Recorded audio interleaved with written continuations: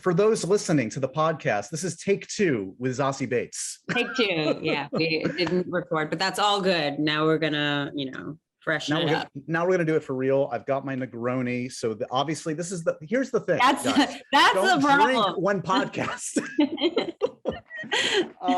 That's so sad. It was gold too. You delivered gold, but let's just dive right in. You're back here in New York where you belong. Yes. How about this? Let's start with The Harder They Fall then this time, just to keep it to mix. Okay, sure. Okay? Yeah. Okay. So you're in this awesome new movie, yes. Which I'm just so curious, like how something like this reads on the page when you receive it. Like, because there's so much style dripping off of the screen in this, the music, the visual scheme of things, the split screens at times. Like, is that all there? Like, how much of the movie that you see now was in the script that was delivered to you for The Harder They Fall?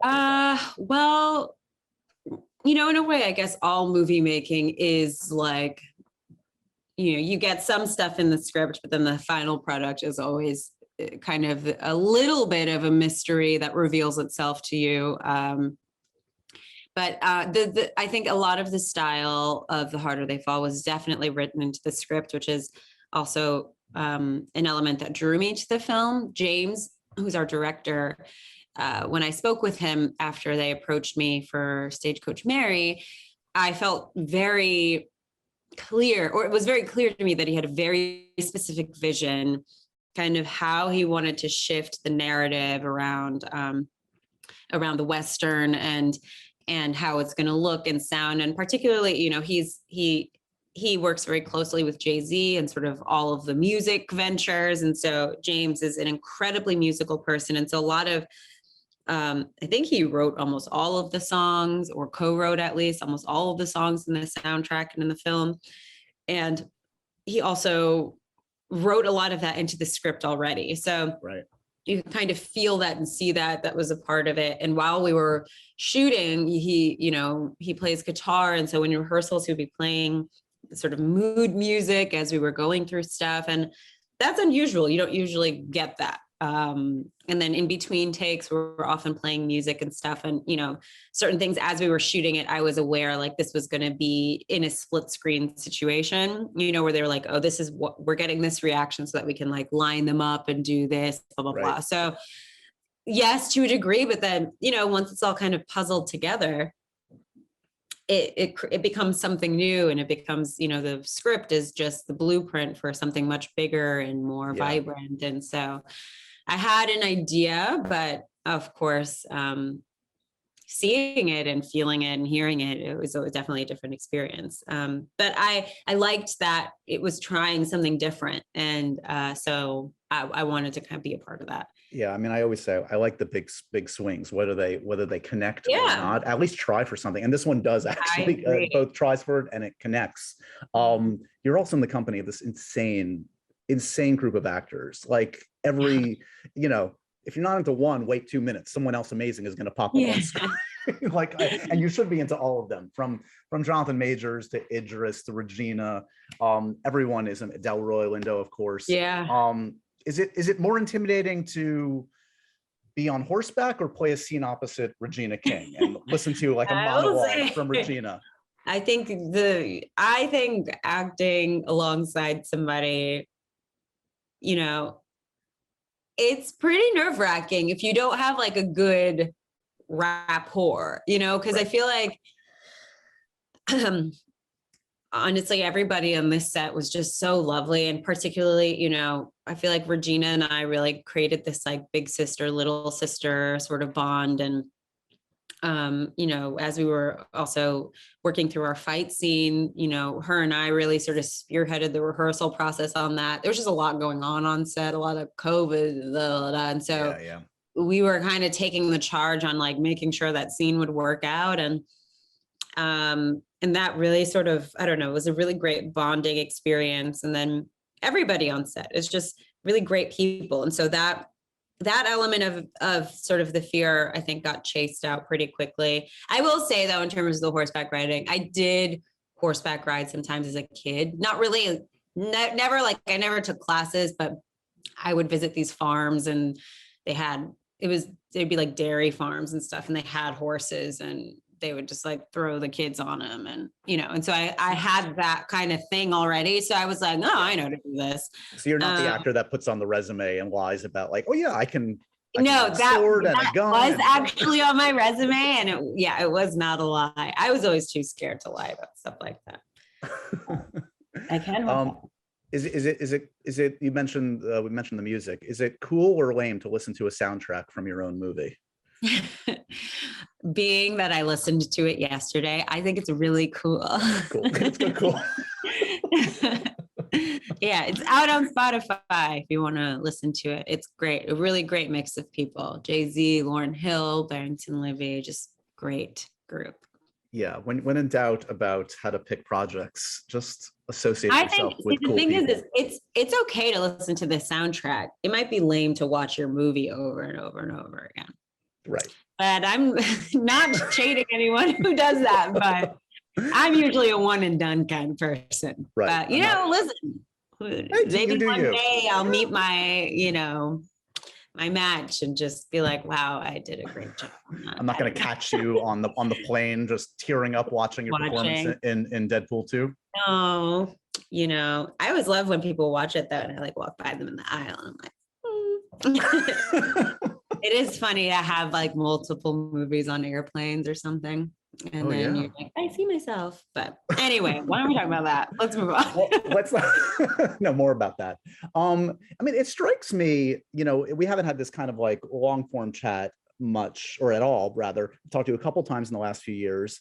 Yeah. And it's really only been a few years for you to be in these kind of high profile projects. Does it feel like, it's basically been 5 years, essentially, I think, since you were cast in Atlanta, right? Yes. Does it feel like it happened quickly, or did it feel like you were like toiling forever, waiting for something like Atlanta to come around?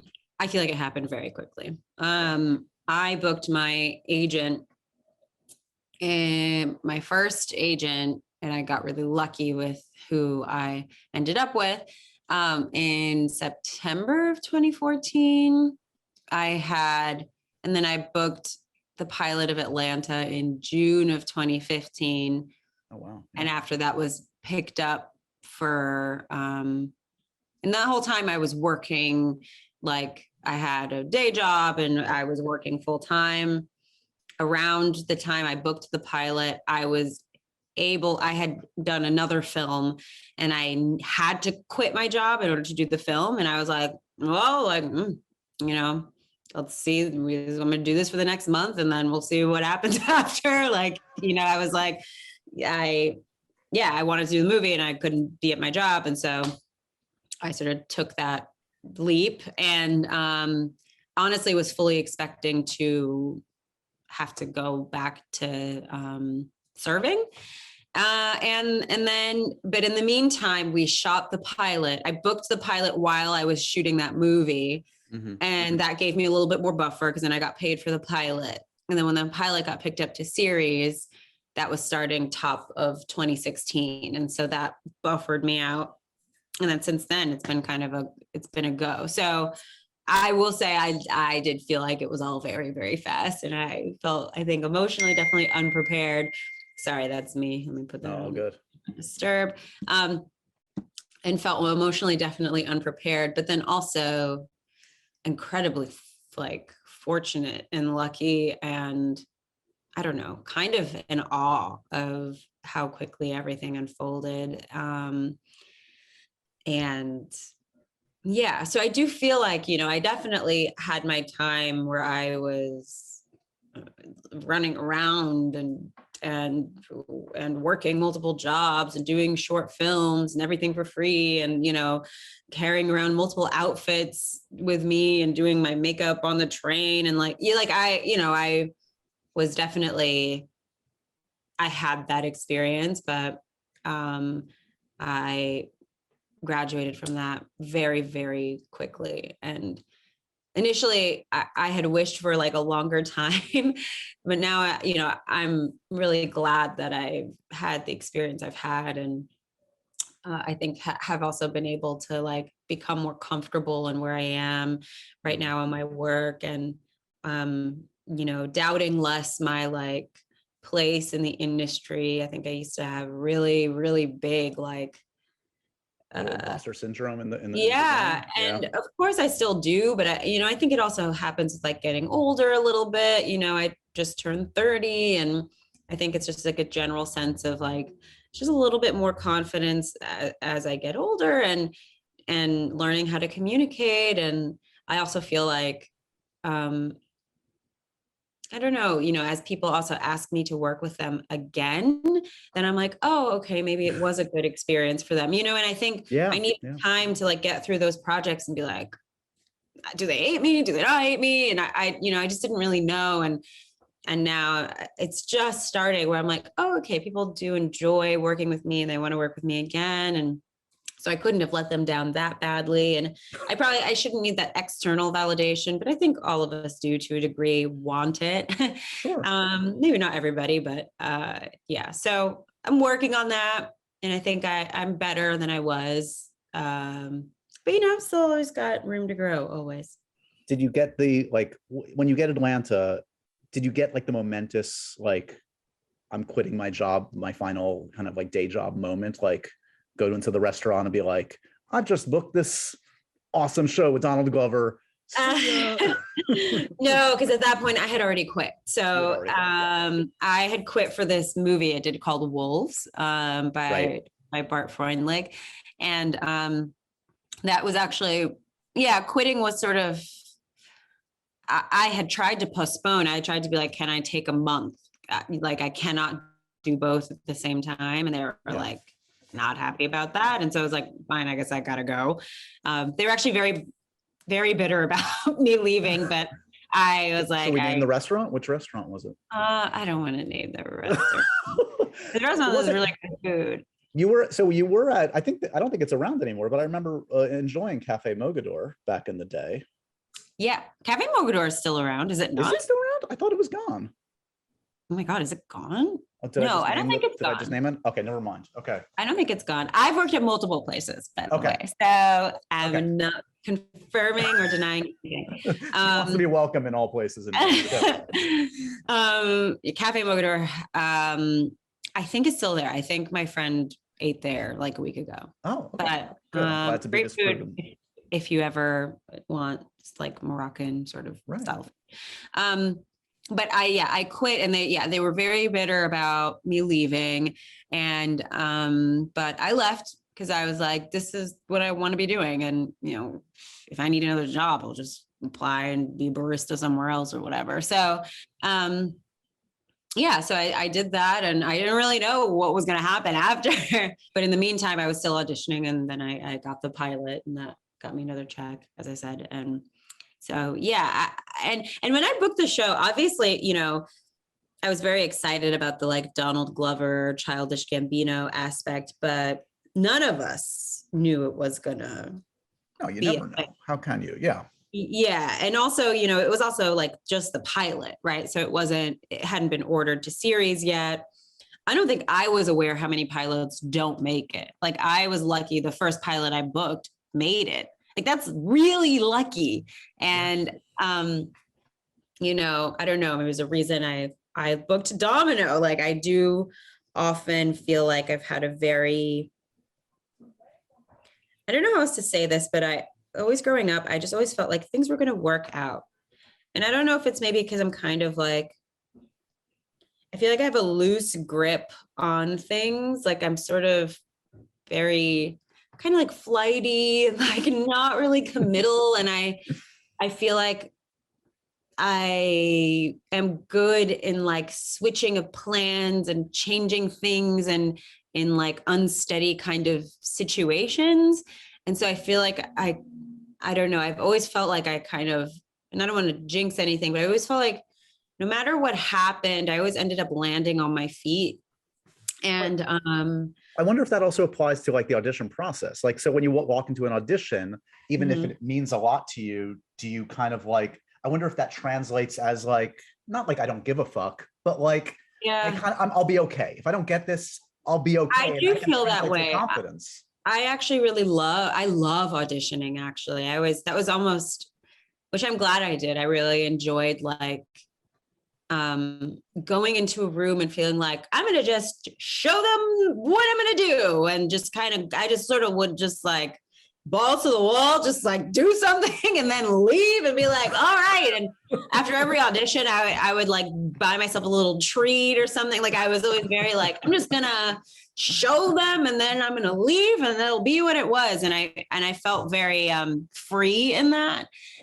Versus then when I actually booked stuff, I actually was like, oh my God, like, what did I do? What do I have to replicate? You know, if it was a mistake, then I would kind of get an overdrive. But, and, you know, maybe I can say this because I didn't spend, I think, as long of a time as some other people really, you know, pushing for something. My door opened pretty early in my career. And I think I would probably feel differently about that had I had to, had I needed to spend more time, kind of like really grinding in that or hustling in that way, I guess. So yeah. What happened in the audition room for Deadpool 2 that just like, because I mean, you were going up against reportedly like really big names. I don't know if you were aware of that at the time or not. You obviously knew this was a high profile film and a high profile role. Yes, that I definitely, it was a mix of definitely felt nervous. But then I also felt like, listen, I'm going to just do what I can do. And that's all I can do. And, you know, I was loosely aware. They don't always share who, you know, I was going against. I knew like one or two names. But I figured, I was like, I guess, you know, there's a reason, I guess they're calling me as well. I don't know. At that point, Atlanta had already come out. And so I felt like, okay, like I've had one thing that's really sort of worked out, for me in terms of work. And I don't know, I felt kind of like,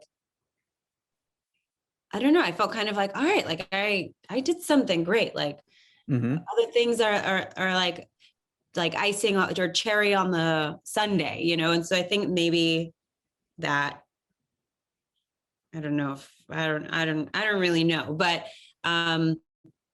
I did. So I met with David Leitch and Ryan. We just had a meeting and it was a really lovely meeting. And then I read for it and just kind of, again, I think I walked into the room. I was like, I'm just going to go for it. And I went for it. But then I also I'm also somebody, if I'm in an audition, and I've always been this way, if I'm like, if I feel like I did a bad job, I'm like, I'm doing it again. And I just tell them, I don't know. I go with, yeah, I'm like, all right, I didn't like that. I'm going to do it again. And I remember doing that in Deadpool. I think I asked like 3 or 4 times and they're like, I think it's okay. And I was like, all right. So like, I don't know. Like other actors to talk to. So we're on a schedule here. And I remember leaving and being like, all right, like, I guess, you know, hopefully that'll work out. And if not, then not. Or even like in Joker, that was a multiple audition thing where I originally, there was like a lot of stuff going on and I originally actually didn't book the role. And then I was like, I really want this. And so I self-taped and sent it again. And I kind of was like, I don't know what that says about me, but I can't have it now. I really want it. Want it. Yeah, maybe. But yeah, I don't know. I don't know if you recall this. I chatted with you, I think it was at Sundance, and Joker hadn't come out yet. And your comments were very honest about the process and they kind of circulated everywhere. It was kind of, do you remember this? You were basically saying, I do remember that. There was some rewriting and you've been on. Yeah. This happens. I don't know if you got into trouble about that. I apologize if you did. But... yeah, there were some conversations. I remember thinking as you were saying, and I'm like, oh my God, she's getting in trouble. You know, there were some conversations, but it all got smoothed out. And I think in the end, you know, I think because it all worked out, that it became, I think, a larger part of the narrative. But again, I think I don't know if people really realize things get rewritten constantly. It's like a very normal thing to be day of rewriting stuff. All like that's happened to me, I would say, in every project I've worked on. So I think in the moment I didn't really realize what that implication could be to people, that it didn't work, you know. And I think also, honestly, I think it also came in a the stuff we were rewriting, it didn't feel like this isn't working, nothing is working, we have to change it. It was more like they were discovering more and more who Arthur Fleck was, and that shifted who my character was to him. And so they just wanted to like, I think as they were like getting deeper into it, they were just discovering more. And so I don't know, to me, I think it felt like, oh, cool. Like this is just like a cool shift. But of course, I think as an outsider, you know, you wouldn't necessarily, but yes, that was, I remember when that aired. Well, yeah, I think, and there's also the thing, like, and I think people are more aware of this now. It's like every big studio film, particularly like these superhero films, like now they build in the reshoots, the additional photography. Back in the day, it was lot of them. Oh, like this is like everything's fucked up. But like, no, every Star Wars movie, every Marvel movie, it's like, nope, they all do that. Additional photography. Yeah, exactly. Particularly after like test audiences, and you again, like a script is a blueprint, and then you see it all together, and suddenly you're like, oh, this house actually should have a chimney on it too, you know, and you didn't notice that in the drawing of it, but when it's standing 3D in front of you, you're like, oh, maybe you could use another window. And like, it's a hard thing to just translate what is just black and white on paper to this completely moving, crazy, wild contraption. And then, yeah, you watch it back and you're like, oh, you know, this and that can shift. So yeah, reshoots are, particularly in big films, is definitely a thing. I mean, I don't want this to come off as like a backhanded compliment, but like, I feel like a lot of people felt this about Joker, in that like it exceeded all of our, like Todd didn't have that on his resume. Todd Phillips, I've known Todd for a while and he's done some great work, but like just how fully realized that what was and committed to that kind of path, and how well executed it was. I know some people had quibbles with it in different ways, but like he did what he set out to do. And that's, I have to say, 10 pages into the script, when I first got it, I was like, I must do this film.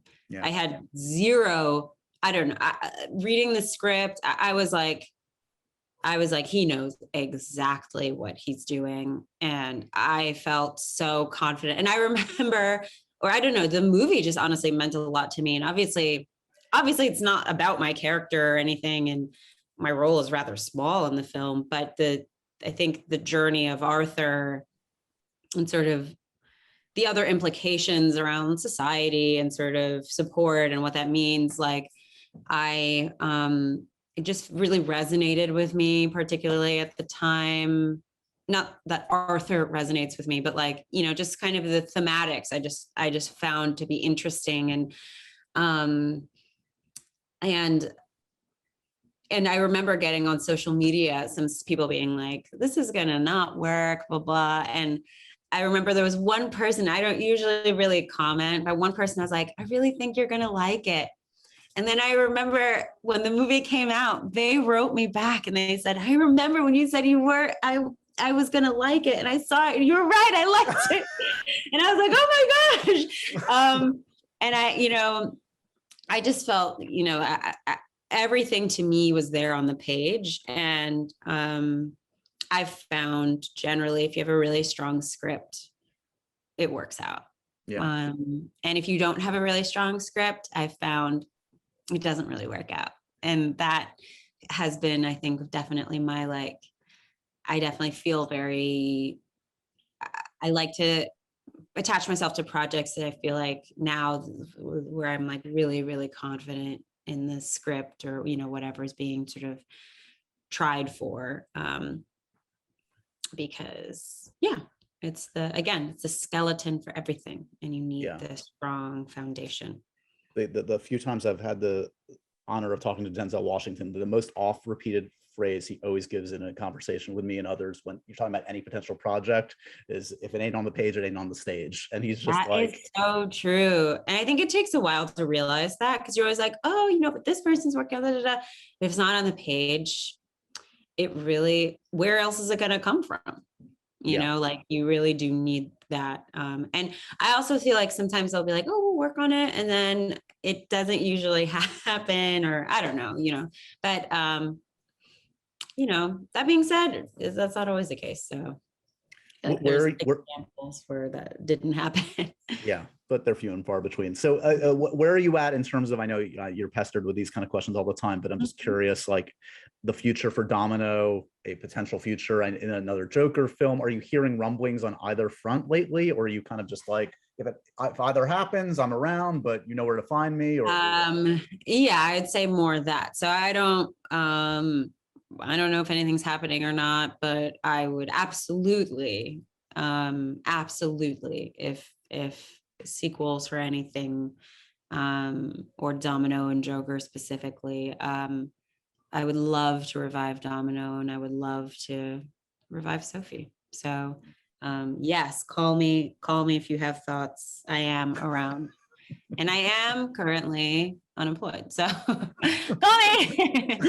It won't be for long. Should we talk some comfort movies? As you know, I've been asking folks for comfort movies. I think it's a telling question to ask, and I love talking about old good movies. And the one I wanted to talk about, if you're cool with, the one that you mentioned, hasn't been brought up yet, but it's a stone cold classic. You chose Breakfast at Tiffany's. Why? I did. I think there was a time sort of in high school and through college, I just watched that movie a lot. I think it partially has to do with, you know, I think everybody owned like a rotation of DVDs, and that was one of them.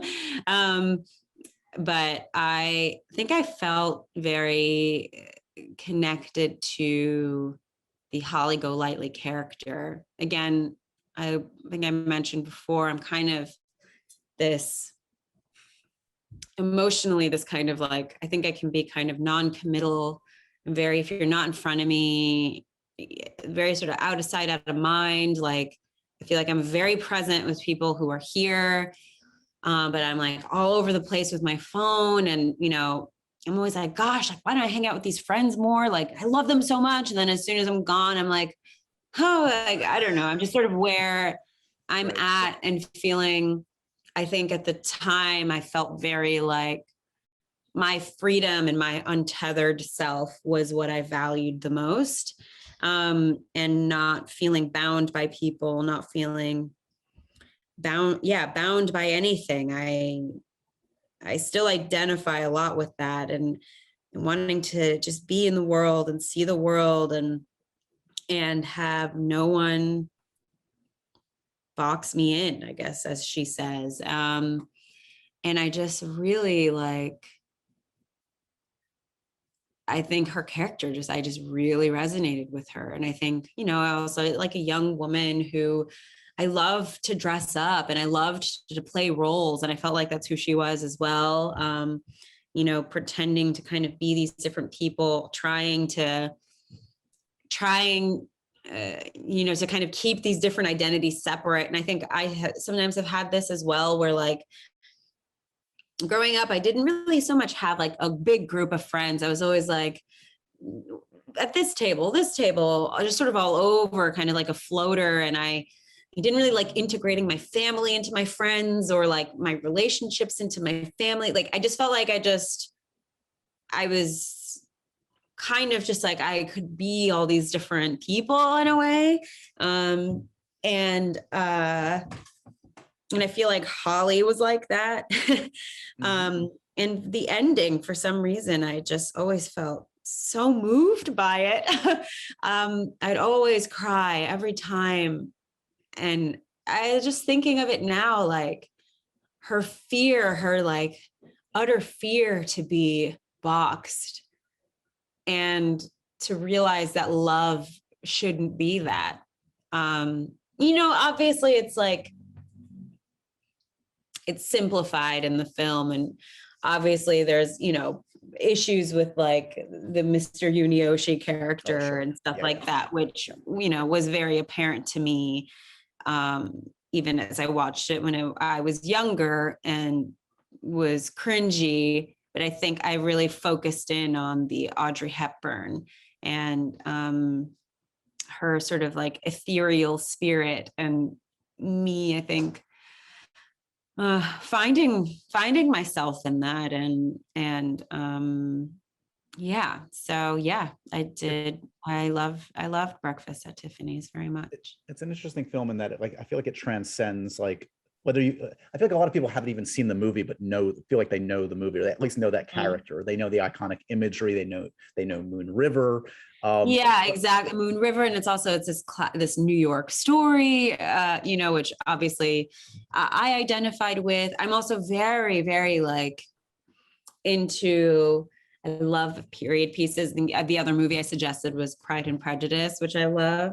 Yeah. And I think also a part of me growing up, I think I felt like, interesting. I think I can speak more to this on like, if I was talking about Pride and Prejudice really, but like feeling like, oh, you know, Black actors aren't really in those stories. And so I feel like I was sort of like obsessed with them because it was I don't know, it was my only access point to them, or I don't know why, but I always felt like it wasn't available to you as even an option, and it's like that made it that much more seductive, or in a way. So I'm actually really glad with how that's changing now. Like it makes me euphoric, honestly, because I've been sort of developing some stuff with me and my partner David. We've been like writing and putting stuff together, and like it's all like period stuff like that. I'm just, I just find it fascinating, and how people move and speak differently, and the dress up element, and also I don't know, I just find it interesting. And I think there was that element too of the Breakfast at Tiffany's, like this old, beautiful, I don't know, nostalgic version of New York, I guess, in a way, and what it was versus what it is now. Well, whatever. But yeah, it's also interesting how different the book is actually from the movie as well, which I don't think a lot of people realize, that it it's from the Truman Capote novella. Yeah, just for those who exactly. don't know. It's a Truman Capote story, and the lead character who's like who it's from the man's point of view, and he, if I'm not mistaken, it's implied that he's also gay, and they weren't lovers, but there was like love, and it was this very interesting, very different take. I haven't read I read the book once a long time ago, so I don't quite remember the details because they're so different. But yeah, I remember finding that really interesting as well. Yes. You were talking about developing stuff, and I'm curious. I mean, the stuff you were just talking about harkens back to, frankly, The Harder They Fall, which was like part of the power of seeing a story like this. Is we haven't seen Black actors, we haven't seen women get like these kinds of roles in this like one of the most iconic, important genres of film, and that in and of itself is like there's a power to like seeing something on screen that you're like, oh wait, I've never seen this. And I mean, it's happening over and over again. It's a great feeling. Like it's happening. I can think of a lot of examples in recent years of like different variations on that same theme.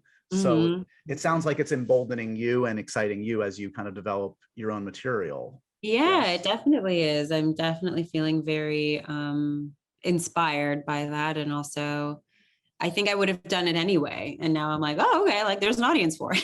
Yeah, exactly. That was sort of my, I was already like, very I was already into that. Like, I don't know, I was really into like costume construction. Like I was very into this. And maybe it's also like, it's different in theater too, right? Like I think theater is a little bit more, there's more blind casting element to theater than there is in film and television. And so I think you know, and especially if you're doing like, I haven't actually ever done theater professionally. And, you know, I've only done like community theater and in my high school. And so that is a very different sort of experience in terms of like who's getting cast as what.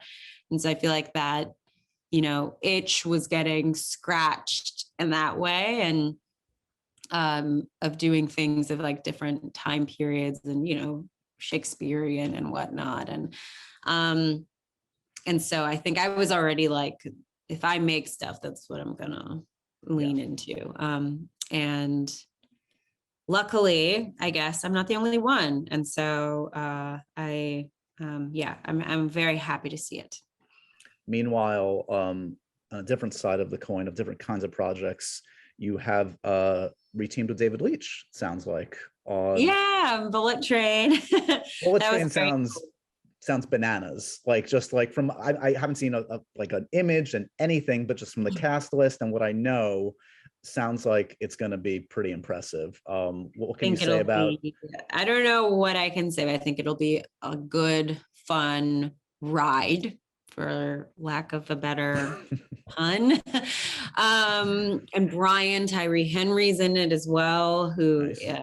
You know, it was in Atlanta, and he, you know, he's just so talented, and Brad's so talented. Just like a great group. It was also nice because a good part of the crew was the same crew as Deadpool. And so going to set, I was like, oh my gosh, hi, and that felt really nice. And you know, she's just dropping Brad's name, no last name needed. She's just dropping Brad like it's no big thing. He's in the movie. And you know, I think, that was just fun. That was like a fun thing for me to hop in on, and it was nice to do something like for laughs and a good time. And I hope people enjoy it. I haven't seen anything or nothing at all. So, but yes, I don't know when it comes out either. I'm sure they're figuring it all out. What do you watch? Like, is it a mixed bag? Like, are you going highbrow, lowbrow, reality, drama, like all over the place, or is it all kind of in one lane? I think I do. Okay. I would say in my like TV and movie consumption, I feel like I like, I don't know, like I love a good drama. You know, stuff like Succession and what have I been watching? I don't even know what I've been watching. I'm trying to think. Don't worry, this is the question that stumps me the most. Like, I'm paid to watch things, and I'm like, I can't answer you. I know it's weird. Like, I'm like, what am I watching? I like Rick and Morty too. Nice. I will say though, I think I watch more movies than I do TV. I really want to watch The Last Duel. Good. Yeah. I want to see French Dispatch. What else have I seen? I don't know. But I will say also, like, I feel like maybe I'm like highbrow, I guess, in that way, maybe like basic, well, not basic, but like TV and film. Like, I don't, besides like Great British Bake Off, I don't really watch that much reality television. But I watch a lot of YouTube. So I don't know, you know, if that's my like turn my head off at night. Like, if I'm tired or something, I don't like to watch like a TV show. You know, I just want to watch something that just turns my brain off, and then I kind of like get into YouTube holes. So that's I guess my lowbrow stuff. What's the last, can you think of a YouTube rabbit hole you've fallen down recently? Gosh, well, I'm not going to reveal all of this. She's trying to maintain her cool demeanor, right? I have a brand to upkeep here. No, I'm not trying to brand anything, but what do I watch? I mean, honestly, I'm very like ASMR-y. I'm really into like this is not even that embarrassing. It's not the most embarrassing thing I engage in on YouTube, but I like ASMR cooking stuff. So like things that are like no music and just like the sounds of like the whisk hitting the bowl and like cracking eggs. And that I find really satisfying. And particularly if I'm like wanting to go to sleep, I want to fall asleep. I watch a lot of cooking stuff, cooking, baking. I've been really into like traditional Chinese cooking. There's like this movement. Anyway, blah, blah, blah. I love moving on. You're also, I will give you on the more like kind of contributing to society level, I want to give you props because I know you've made an effort to kind of like be involved in the climate calamity that we're facing in our world. My wife works for the NRDC, and I know you've done some work. Oh, she does. Oh, cool. I love that. Something close to our, should be all our hearts, considering it's, I don't know, just the world at stake, the future of our planet. You haven't had a baby recently, have you? I'm like, no. Do I know your wife? No. Okay. I do have a baby dog, which is basically a baby. It is. It basically is. Did you grow up though, in terms of like, either of your parents or both your parents, in terms of like a socially, politically active household, or did you kind of find that on your own as you kind of, I don't know, navigated life?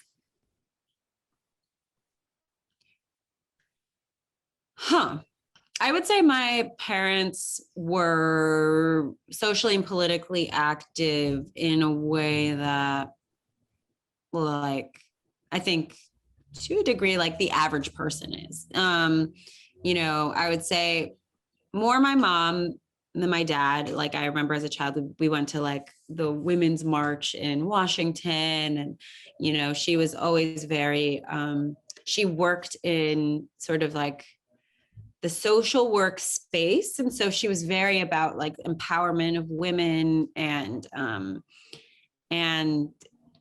Black women and girls, and did programming around that. Also did programming for sort of young men and their rehabilitation. So like kind of like in the home and in like women's rights, I would say my mom was active. I think obviously had political points of views and advocated here and there, but it wasn't like, I don't know. I wasn't, I would always go with her and vote and stuff like that. But I feel like that's like normal, I don't think it's anything outside of sort of an ordinary experience. And I wouldn't vote with my dad because he's not a citizen. And he was, I think, a little bit more removed also from like US politics, I suppose, and stuff like that. Right. But I will say, I think both of my parents, I was always very interested and I was always aware of like the climate and conserving water and turning the light off and like not wasting and sort of, animal welfare and stuff. As I've gotten older though, I think a lot of kids are like that though too, where you realize it goes beyond just like turning off the light when you leave the room. Yeah. And I was very, very like militant as a kid about littering, and like I got in trouble with my cousin because I was like 6 or 7. I yelled at him because he left the water running when he was brushing his teeth, and we got in like a huge fight about it. And I think he bit me. Anyway, wow. So escalated quickly. Yeah.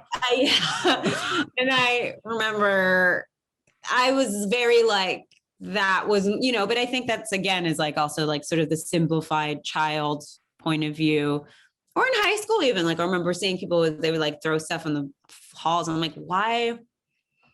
What are you doing? And that would really irritate me. So I guess I had that.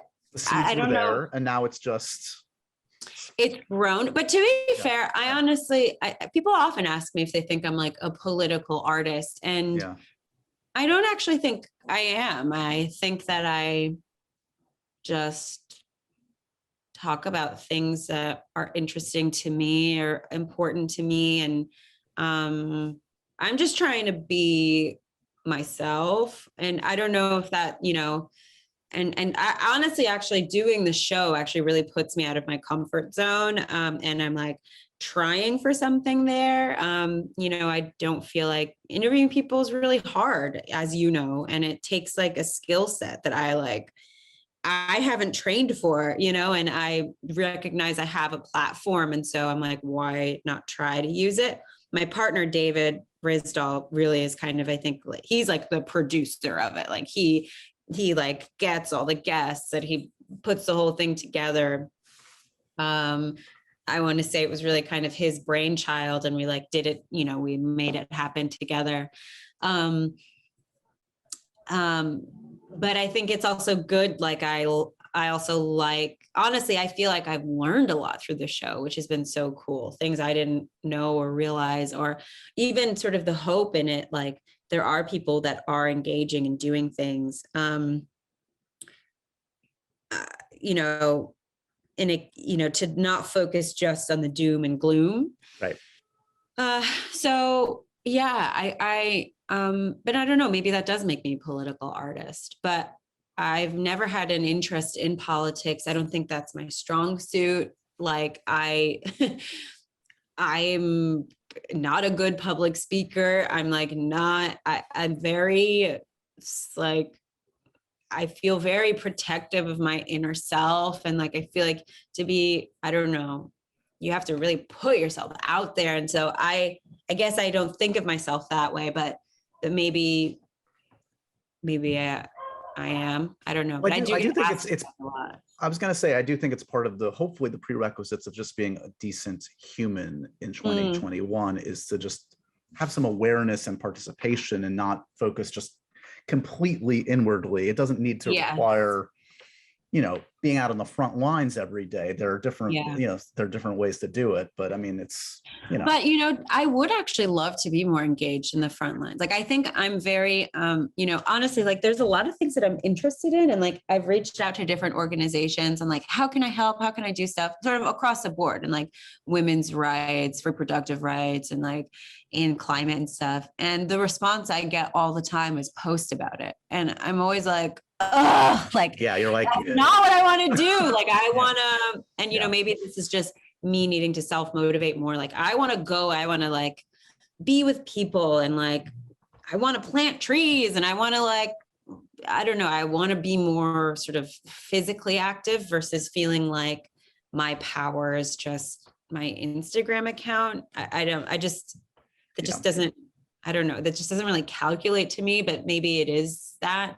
Anyway, but that's what I like, I guess, with the Zazie Talks Climate. I'm like probing that element or that platform or that part of, I guess, where my responsibility is, and